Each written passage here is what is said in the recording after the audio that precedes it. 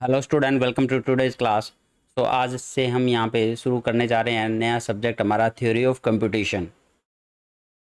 तो इसका जो सिलेबस रहता है वो हम यहाँ पे आज डिस्कस करेंगे। और ये जो सिलेबस है ये आपका मोस्टली, चाहे वो आपका बीटेक के लेवल का एग्ज़ाम हो, चाहे वो आपका एमटेक लेवल का एग्ज़ाम हो, मतलब कि ग्रेजुएशन लेवल के जितने भी एग्ज़ाम होते हैं उसके पॉइंट ऑफ व्यू से भी इम्पोर्टेंट है। उसके अलावा आपका गेट लेवल का एग्ज़ाम जो होता है हमारा, उसके लिए भी इम्पोर्टेंट है। और आपका यूजीसी नेट जो एनटीए कंडक्ट करवाती है, तो एनटीए नेट बोला जाता है अब इसको। या इसके अलावा आपके अदर कॉम्पिटेटिव एग्ज़ाम, चाहे वो आपका नीलट का एग्ज़ाम हो, चाहे वो आपका इसरो का एग्ज़ाम हो, साइंटिस्ट की पोस्ट के लिए यहाँ पे एग्ज़ाम होते हैं। या इसके अलावा other competitive exam like KVS, NVS, teaching के जितने भी एग्ज़ाम होते हैं हमारे पीजीटी कंप्यूटर साइंस के लिए। तो कहने की बात ये है कि मोस्टली हर एग्ज़ाम के लिए थ्योरी ऑफ कंप्यूटेशन जो है सब्जेक्ट है वो काफ़ी इम्पोर्टेंट माना जाता है यहाँ पे। तो इसका जो सिलेबस रहता है ऑलमोस्ट आपका सेम रहता है, चाहे वो किसी भी लेवल का एग्ज़ाम हो। तो कंप्लीट सिलेबस हम यहाँ पे डिस्कस करेंगे और वन बाय वन फिर इसके बाद इसकी क्लास स्टार्ट करेंगे, स्टार्टिंग फ्रॉम बेसिक। तो बिल्कुल जीरो लेवल से स्टार्ट करेंगे हम। तो यहाँ पे अगर हम सिलेबस की बात करें थ्योरी ऑफ कंप्यूटेशन की, तो यहाँ पे फर्स्ट है फाइनाइट ऑटोमेटा जिसमें डीएफए और एनएफए डिज़ाइन करना होता है। सेकंड हमारा रेगुलर लैंग्वेज और रेगुलर एक्सप्रेशन। तो ये जो फर्स्ट टू पार्ट है ये मोस्ट इम्पोर्टेंट आपके, सबसे ज़्यादा जो क्वेश्चन आते हैं वो इन्हीं दो पार्ट से पूछे जाते हैं। आप ये कह सकते हो यहाँ पे जो 80% क्वेश्चन आते हैं वो आपके इन्हीं दो पार्ट से आते हैं। तो चाहे वो किसी भी लेवल का एग्ज़ाम हो, ठीक है, तो सबसे ज़्यादा ज़रूरी है ये दो पार्ट। नेक्स्ट हमारा कॉन्टेक्स्ट फ्री लैंग्वेज क्या होती है और फिर पुश डाउन ऑटोमेटा क्या होता है। तो ये आप कह सकते हो कि इस ओवरऑल 10% इसमें से क्वेश्चन आ सकते हैं आपके, चाहे वो गेट लेवल का एग्जाम हो, चाहे वो यूजीसी नेट लेवल का एग्जाम हो। नेक्स्ट पार्ट आता है रिकर्सिव एनरेबल लैंग्वेज और ट्यूरिंग मशीन और डिसाइडेबिलिटी। तो ये जो पार्ट है ये भी आपका ओवरऑल 10% ही कंसिडर होता है यहाँ पे, मतलब कि इसमें से भी 10% ही क्वेश्चन पूछे जाते हैं। तो ये कह सकते हो अगर आपके किसी भी सब्जेक्ट में 10 क्वेश्चन आते हो तो उसमें से 8 क्वेश्चन आपके फर्स्ट टू पार्ट से ही पूछे जाएंगे। तो 8 क्वेश्चन जो आएंगे वो आपके फर्स्ट टू पार्ट से, इनमें से एक एक क्वेश्चन आ सकता है, इनमें से एक एक क्वेश्चन पूछा जा सकता है। तो यहाँ पे सबसे ज़्यादा जो ज़रूरी है वो फर्स्ट टू पार्ट है आपका।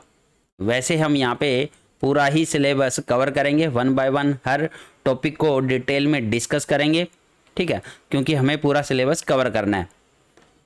लेकिन एग्ज़ाम के पॉइंट ऑफ व्यू से GATE level, UGC NET level, वहाँ पे सबसे ज़्यादा ज़रूरी कि आपके फर्स्ट टू पार्ट। अब इसमें भी बहुत सारी चीज़ें होती है, जैसे फर्स्ट वाले पार्ट में डिजाइन ए डीएफए करना, तो ये काफ़ी इंपॉर्टेंट क्वेश्चन है, डिजाइन ए डीएफए। तो यहाँ पे डिजाइन करना, तो इसका क्वेश्चन पूछा जाता है मोस्टली हर बार। और रेगुलर एक्सप्रेशन ये भी काफ़ी इंपॉर्टेंट है आपका एग्जाम के पॉइंट ऑफ व्यू से। अब यहाँ पे डीएफए गिवन होगी आपको, तो डीएफए गिवन होगी और उसका रेगुलर एक्सप्रेशन कैसे लिखा जाता है, तो उसका रेगुलर एक्सप्रेशन पूछता है एग्जाम में। इसके अलावा आपका एनएफए से डीएफए में conversion, NFA to DFA conversion, तो ये सारे इंपॉर्टेंट टॉपिक आपके सारे के सारे। इसके अलावा इसमें एक और चीज़ होती है क्लोजर प्रॉपर्टी ऑफ लैंग्वेज।